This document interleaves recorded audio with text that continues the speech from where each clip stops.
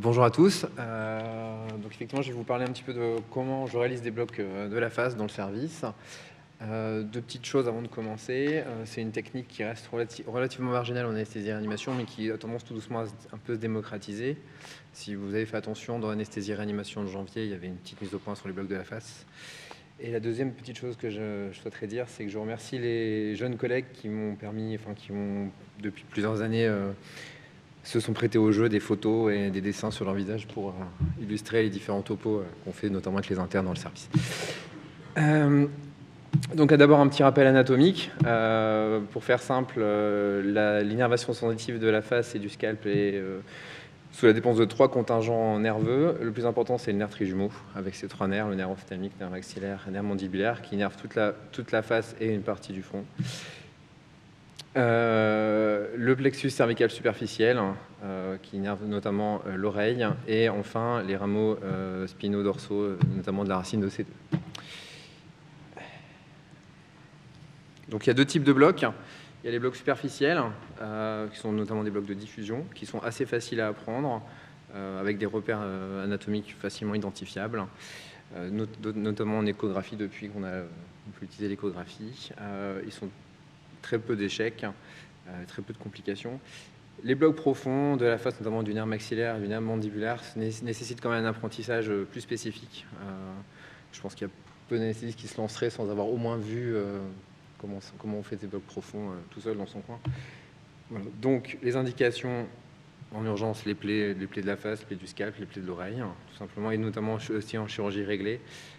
Sur la chirurgie réparatrice de la face. Nous, on en fait beaucoup sur la chirurgie maxillofaciale, dans l'analgésie périopératoire, sur les ostotomies maxillaires, mandibulaires, sur la chirurgie carcinologique dermatologique, notamment avec des patients de plus en plus âgés, avec de multiples comorbidités pour lesquelles une anesthésie générale n'est pas forcément la meilleure solution. Et ça peut être aussi intéressant pour la neurochirurgie éveillée, même si c'est des techniques un peu encore plus spécifiques. Donc, on va commencer par les trois nerfs superficiels de la face. Donc, je veux faire une ALR pour une exérèse d'une lésion de la joue, du front ou du menton. Donc, on a trois nerfs. On a le nerf supraorbitaire, donc issu du nerf frontal, donc le nerf ophtalmique 5-1, qui participe à l'innervation du front, de la paupière supérieure, avec de façon médiale le nerf supratrochléaire, qui est petite branche qui lui participe vraiment à la partie clairement médiale du front. On a le nerf infraorbitaire qui participe à l'innervation de la joue, de la paupière inférieure, de la lèvre supérieure. Une petite partie de l'aile du nez, mais c'est totalement, ça dépend, enfin, ouais, c'est pas très systématisé.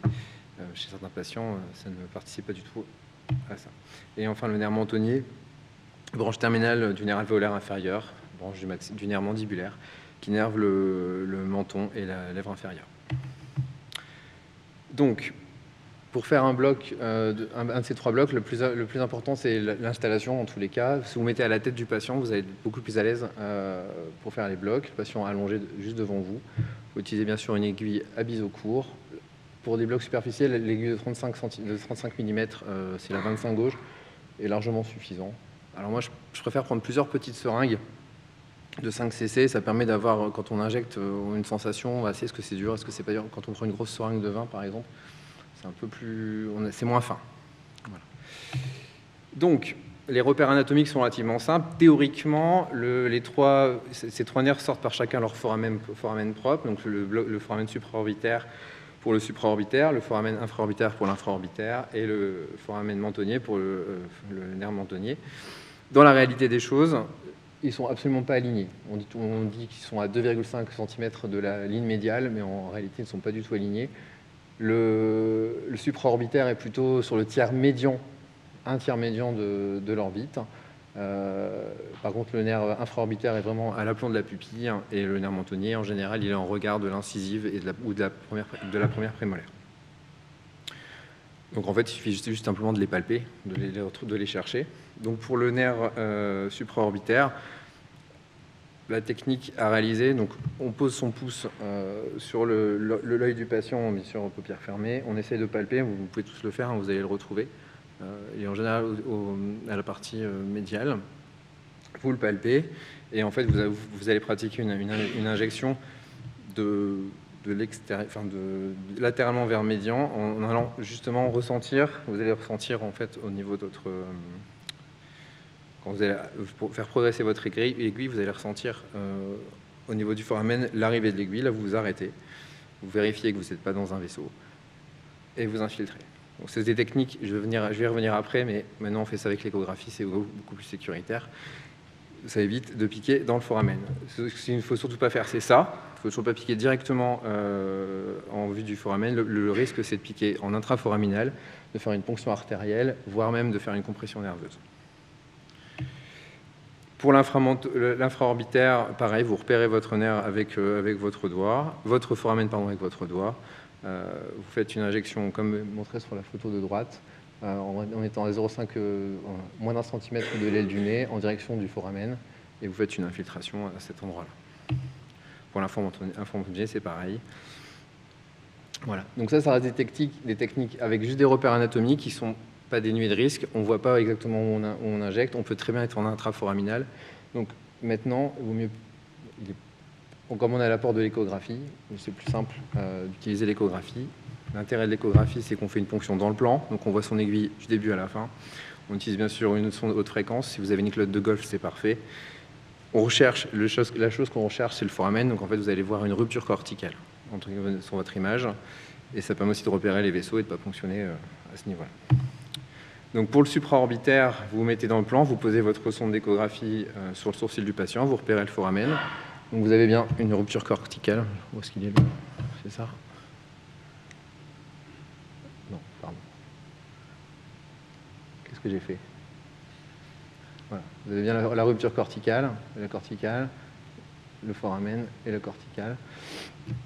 Donc pour infiltrer, soit vous amenez votre aiguille juste au-dessus du foramen et vous faites une infiltration à cet endroit-là. Moi, j'ai tendance plutôt à aller chercher la corticale juste avant le foramen. Et en fait, en infiltrant à cet endroit-là, vous allez créer un petit décollement qui va se diffuser jusqu'au niveau du foramen et vous allez réussir à prendre votre nerf qui est en général pas visible. Il est trop petit. Pour l'infraorbitaire, c'est pareil. Ponction dans le plan, de dehors en dedans. Vous recherchez... Donc ça, c'est le mien de foramen. Je l'ai fait en échographie. Donc vous avez la corticale, la rupture corticale. De l'autre côté, vous venez avec votre aiguille soit juste au-dessus du foramen, soit pareil au niveau de la corticale et vous injectez, ça va faire un petit décollement. Même principe pour le mentonnier. Ponction dans le plan, de dehors en dedans. Vous avez votre aiguille, vous infiltrez soit juste au-dessus, soit justement la corticale. Donc ça, c'est la première chose. C'est des blocs qui sont faciles à réaliser. Il n'y a pas besoin de beaucoup de compagnonnage pour faire ce genre de bloc. À partir du moment où vous avez un échographe, c'est assez simple. J'ai des vidéos, je vous les montrer à la fin, parce que j'ai pas réussi à les intégrer au PowerPoint, où on voit, par exemple, les vaisseaux. Deuxième chose, donc après avoir fait les 3 blocs de la face, j'ai besoin d'endormir une oreille pour enlever un carcinome épidermoïde du pavillon. Et pareil, chez un patient assez comorbide, j'ai pas envie de l'endormir, donc je peux réaliser un bloc de l'oreille. Donc l'oreille est sous la dépendance de l'innervation sensitive de l'oreille, sous la dépendance de 3 nerfs. Le nerf auriculotemporal, qui est une branche terminale du nerf mandibulaire, qui participe à l'innervation de la partie supérieure de l'oreille et antérieure.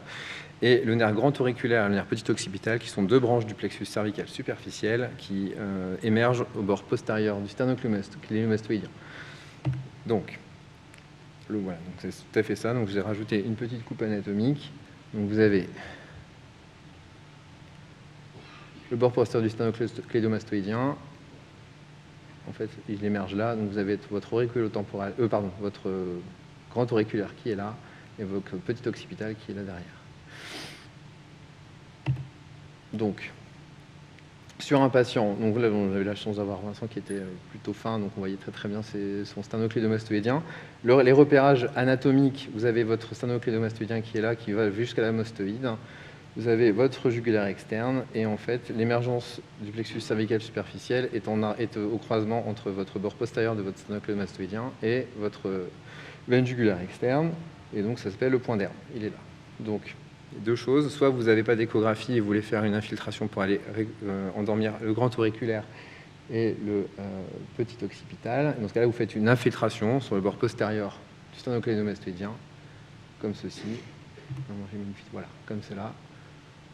Et normalement, vous allez réussir à endormir ces nerfs. Ça reste des blocs de diffusion. Donc, si vous avez l'échographie, c'est encore mieux. Vous posez votre sonde au niveau du point d'herbe, et là, vous allez repérer donc, votre sternocleidomastoïdien. Donc, cette illustration, c'est une illustration du... Elle était très propre et très claire. C'est celle qui vient de l'anesthésie-réanimation du mois de janvier.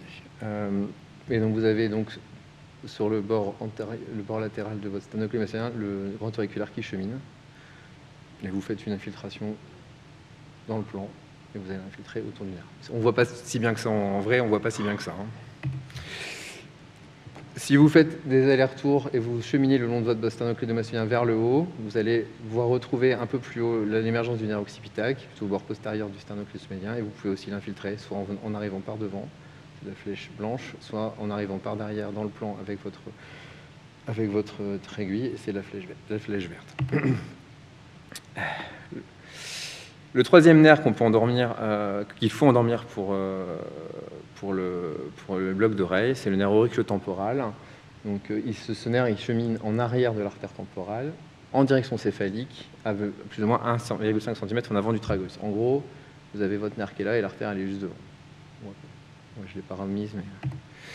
Donc, deux solutions. Vous faites soit juste en simple repérage anatomique. Donc, la façon la plus simple de faire, c'est donc effectivement 1,5 cm en avant du tragus, 1 cm au-dessus.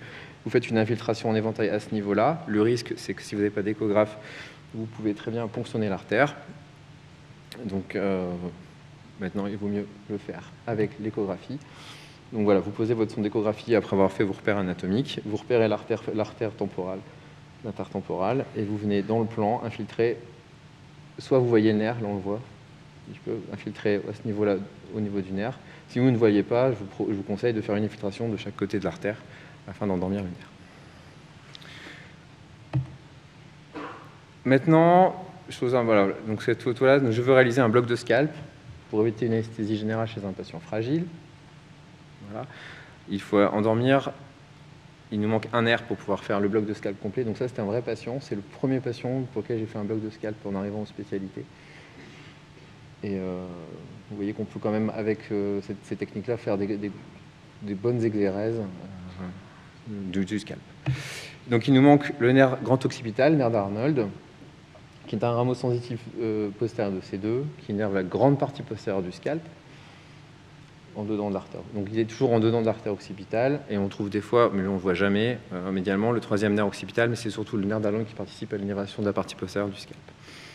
Donc comment vous repérez ça ? Vous repérez vos points de mastoïde, vous faites une trace ligne jusqu'à la protubérance occipitale.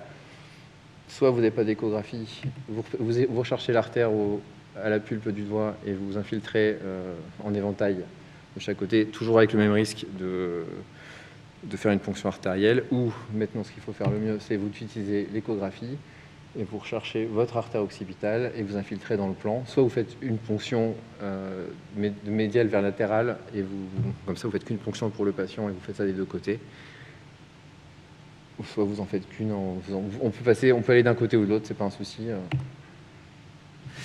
Voilà pour les blocs. Donc pour faire un bloc de scalp, j'étais un petit peu vite, je suis désolé. Vous avez besoin donc du nerf supraorbitaire qu'on a fait tout à l'heure, du nerf auriculotemporal, du petit occipital et du grand occipital. J'ai oublié quelque chose, je suis vraiment désolé, je vais revenir un peu en arrière. Donc, si vous avez besoin d'un bloc d'oreille, il faut effectivement aller chercher le nerf petit occipital et le grand auriculaire au niveau du sternocleidomastoïdien pour avoir la totalité de l'immersion postérieure de l'oreille. Si vous avez besoin juste du nerf du petit occipital le nerf du petit occipital, il participe avec le grand auriculaire à vraiment une petite partie du scalp, une partie postérotemporale. À ce niveau-là, vous n'êtes pas obligé d'aller aller infiltrer au niveau du sternocleidomastoïdien. Vous pouvez juste faire une petite traçante en arrière de l'oreille. En fait, vous vous positionnez sur la mastoïde à 2 cm en arrière de l'oreille en visant le tragus. Vous infiltrez sur 2 cm jusqu'à l'émergence du pavillon. Et ça suffit pour endormir les branches qui vont innerver la petite partie postérotemporale du scalp. C'est ça que j'ai oublié de dire. Alors, les nerfs profonds. Nerfs maxillaires. L'intérêt principal de faire un LR de ce nerf, c'est pour l'analgésie périopératoire de chirurgie du maxillaire supérieur. Donc, c'est un nerf qui sort au niveau du foramen rond, qui chemine dans la fosse pterygomaxillaire en profondeur de l'artère maxillaire. Donc voilà, nous on l'utilise pour la chirurgie du maxillaire supérieur. Chez les enfants, Julien, tu peux me confirmer que vous l'utilisez pour la chirurgie vélopalatine chez les enfants. Donc, comment on s'installe? D'abord, on reprend ses repères. Donc, vous restez bien dos au patient, à la tête du patient. Vous repérez le bord latéral de l'orbite, qui est là. L'arcade zygomatique, on le voit bien ici. Et en fait, votre point de ponction, ça sera juste dans l'angle entre l'angle osseux et votre pouce. Ça, c'est la voie sus-zygomatique. Vous faites une ponction. Alors, ces nerfs-là, ces techniques-là, il faut un peu de compagnonnage. Je vous déconseille de vous lancer dedans tout seul sans avoir jamais vu avant comment ça se faisait en réalité.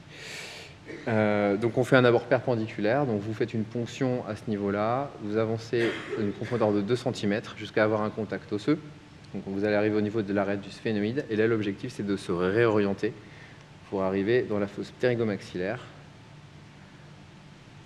Voilà. Donc vous vous orientez vers le bas, vers le postérieur. Vous visez, en fait pour faire simple, vous visez la commissure labiale opposée et vous progressez de 2 cm. Il n'y a aucun risque de ponctionner. Si vous êtes en arrière du bord latéral de l'orbite, il n'y a aucun risque de ponctionner dans l'œil. Il n'y a pas de... Anatomiquement, on ne peut pas y aller, sauf si vous y allez au bourrin. Vous descendez et vous infiltrez. Donc, l'intérêt de l'échographie est... On peut utiliser l'échographie pour se repérer, mais le souci, c'est que c'est assez profond. On est dans une ponction hors plan. Dans tous les cas, vous ne verrez pas forcément votre aiguille. Ça permet juste de se repérer et de visualiser une diffusion d'anesthésique locale à ce niveau-là. Donc là, vous avez votre artère et en fait, la fosse pterygomaxillaire, elle est là. Vous avez votre nerf qui est en arrière de l'artère. Donc en fait, vous n'allez pas voir votre aiguille arriver, mais vous allez voir au moment d'injecter, vous allez avoir une diffusion d'anesthésique locale à cet endroit-là et vous dites que vous êtes au bon endroit. Pour le nerf mandibulaire, alors c'est le seul nerf, la seule partie du nerf, enfin, pardon, je vais y arriver.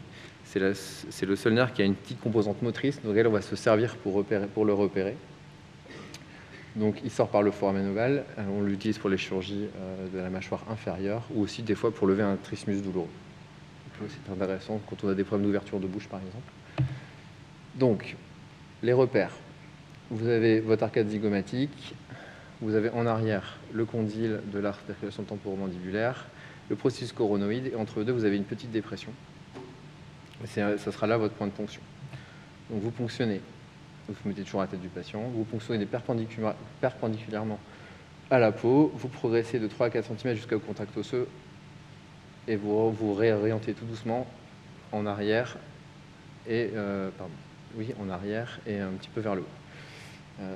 Sachez qu'une petite réorientation de 1 ou 2 degrés à l'extérieur, au bout de votre aiguille, ça fait une grosse réorientation au bout. Donc, il ne faut pas non plus... c'est vraiment des petites réorientations. Vous utilisez la neurostimulation. L'objectif, c'est de trouver une réponse motrice. Vous allez avoir une petite attention de la mandibule ou un petit mouvement de la langue. Avec la neurostimulation, l'objectif, c'est d'avoir un léger mouvement à 0,5 mA. À ce moment-là, vous infiltrez.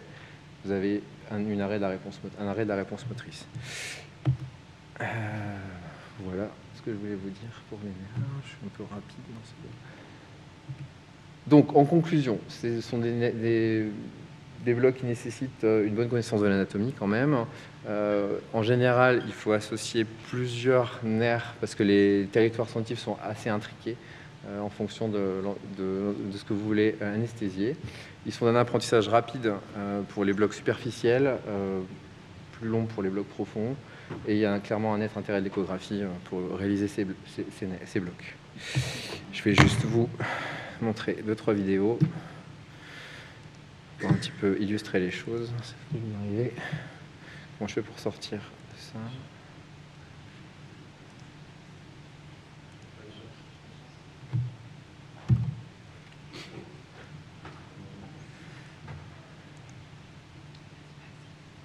Alors. T'as pris la main, Hervé ? Non, c'est moi.